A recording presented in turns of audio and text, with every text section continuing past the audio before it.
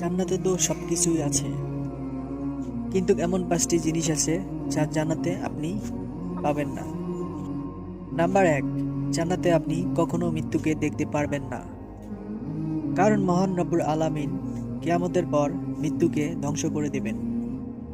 2 number, জান্নাতে কখনো একজন আরেকজনের প্রতি হিংসা করবে না, কারণ আল্লাহ তাআলা জান্নাতীদের দিল থেকে চিরতরে হিংসা দূর করে দেবেন। নাম্বার 3, জান্নাতীদের কখনো ঘুম আসবে না, কেননা জান্নাতীদের আল্লাহ নির্ঘুম করে দিবেন।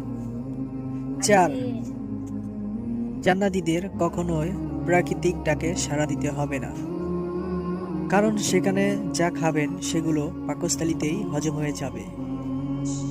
নাম্বার 5, জান্নাতীরা কখনো বৃদ্ধ হবে না, জান্নাতীরা সবসময় মধ্যবয়সী থাকবেন।